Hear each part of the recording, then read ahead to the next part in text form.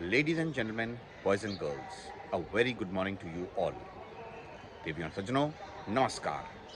And once again, welcome to my channel, Himalayan Market Garden Farms. In today's very special episode, I shall be taking you to a spiritual journey, a sacred journey for spiritual awakening, a pilgrim's journey for the quest of wisdom, truth, and liberation, the Maha Kumbh. In order to make the things simpler, I shall be covering the episode in three parts. Firstly, I shall be giving you the historical perspective of the Kumbh. Thereafter, I shall be telling you the key highlights of the Maha Kumbh Mela 2025. And finally, I shall be telling you as to how one should prepare himself to take the journey to experience the Kumbh. So do join me as I take you into the journey and experience called Maha Kumbh.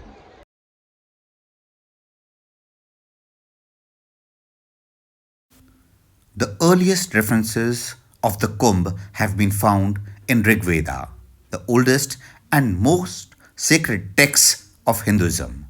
Historical references can also be traced in Puranas and even Buddhist and Jain scriptures. Earliest recorded notes on Kumbh are also found in Yun Xiang's travelogue, who visited India in the 6th century CE during the reign of King Harshvardhana. In the 8th century CE, the legendary master Adi Shankaracharya revived the Sanatan Dharma and rejuvenated the Kumbh rituals and practices by introducing the Akharas or the monastic orders. The Kumbh means a pot or a pitcher filled with nectar, whereas Mela means a joyous gathering. So literally, Kumbh Mela means a joyous gathering of the union of the Jiva Atma with the Param Atma. As per the Hindu philosophy, the Kumbh has three aspects to it: the astronomical aspects, the spiritual aspects, and the Quranic aspects. Now, we shall be dwelling into each one of them one by one. As per the Puranas, the Devas were losing their divinity and were cursed by Durvasa. In order to save themselves, Devas went to Vishnu, who guided them to perform the Sagar Manthan, or the grinding of the cosmic ocean. And so commenced the grinding of the ocean, with Devas and Asuras on opposing sides. As it progressed, different things emerged out of the ocean, and then came out Dhanvantri, the god of Ayurveda, with a pot which was the Kumbh containing the Amrit.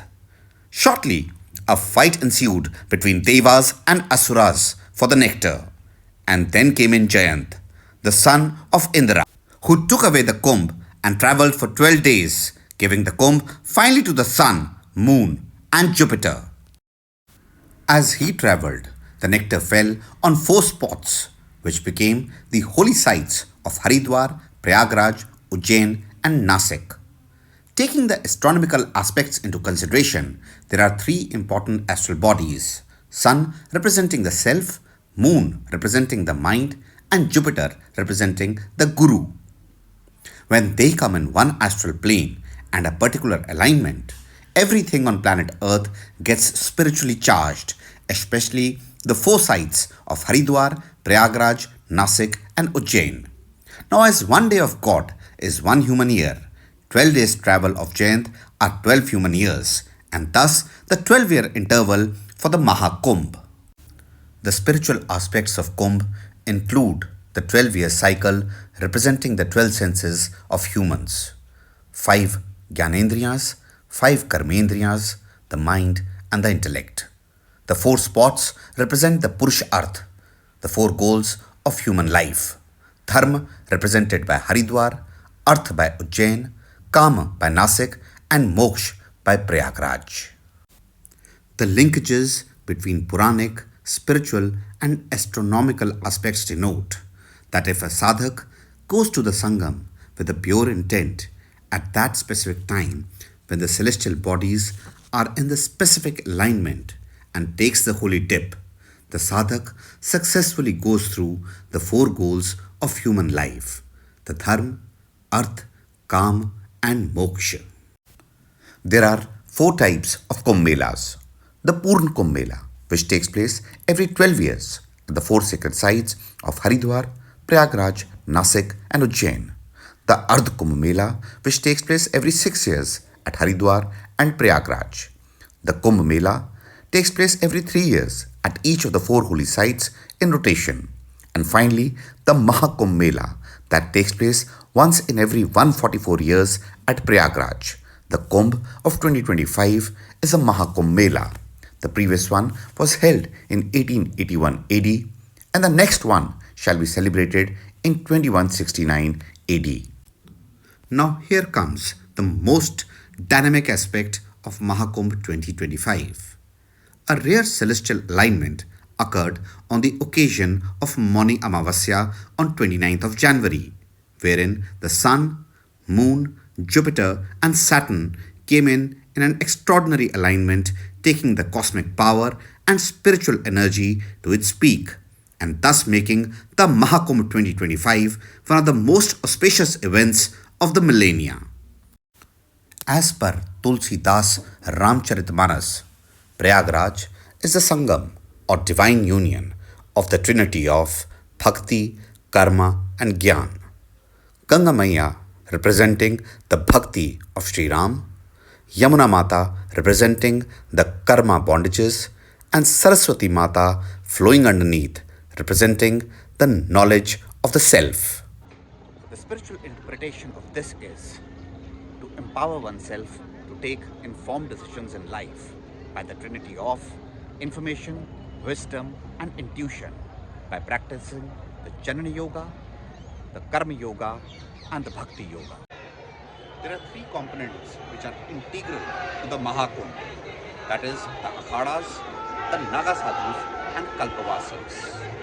They are rightly called the lifeline or the soul of the Maha Kumbh. Now let's take a look at each one of them one by one. The word Akhada comes from the root word Akhand, meaning indivisible.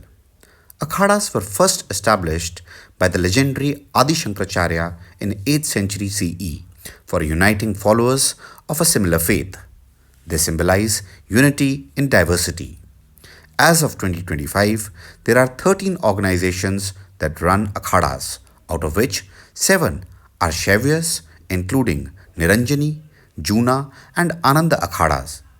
3 are Vaishnavites, 2 are Udasin and 1 a Sikh Akhada. The Kinnar Akhada, a religious order of the transgenders, marks a significant milestone in the history of the Kumbh. It represents a broad movement towards inclusivity for all under the Sanatan Dharma. The second key component of the Maha Kumbh are the Naga Sadhus. They are the warriors and protectors of the Sanatan Dharma. They live an ascetic lifestyle, taking Mother Earth as their bed and open sky as their cover. Living in remote terrain and arduous mountains, they are the devotees of Lord Shiva and practice martial arts. Aghoris, on the other hand, are sadhus who have completely surrendered to Shakti. They thus see all things as one. The difference between Naga sadhus and Aghoris is that whereas Aghoris pray and seek Lord Shiva, however, Naga sadhus pray and believe Lord Shiva lives with them. The third key component of the Maha Kumbh are the Kalpavasis. The Kumbh has 3 types of sadhus who come: the Naga sadhus, Tirthyatris, and the third are the unique Kalpavasis. Kalpavasis are special people or householders who stay at the Kumbh for a period of 1 month. They do the Snan, Dan and Dhyan. They leave everything behind for a period of 1 month and just devote themselves to reading scriptures, doing meditation and undertaking the holy dip.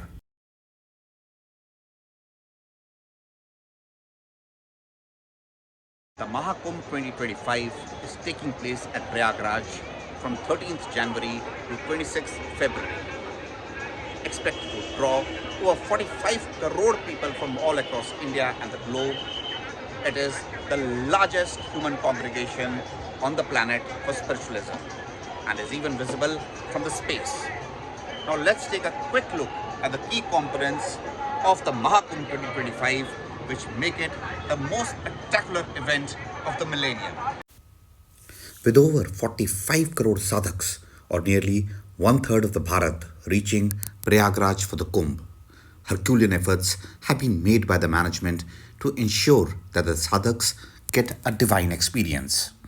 The efforts by the management include restoration and renovation of the Kumbh city, increasing the frequency of transport and intensity of the logistics supply chain, infrastructure developments to include critical and digital infrastructure, and finally, employing the digital technology for security and logistics.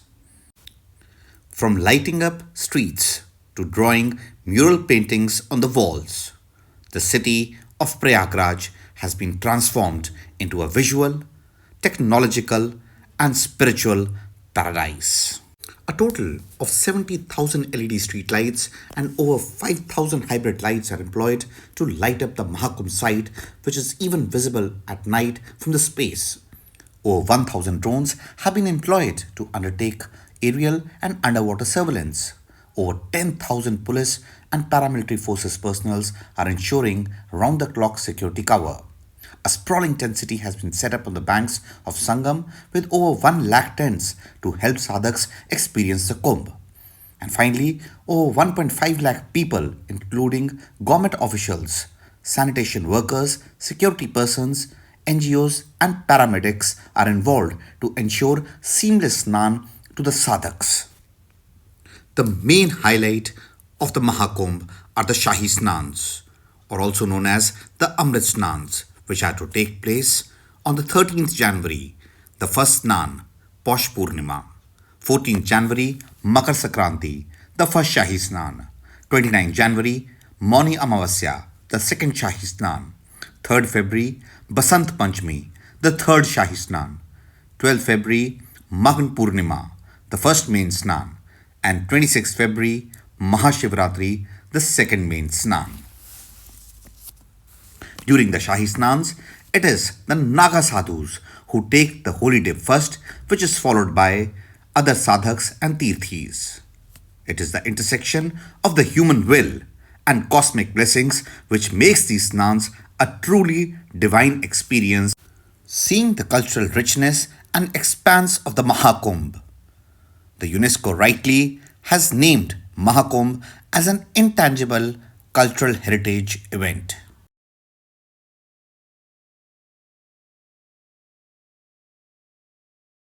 And now, let's take a very quick look as to how one should prepare oneself for undertaking the Maha Kumbh from all aspects.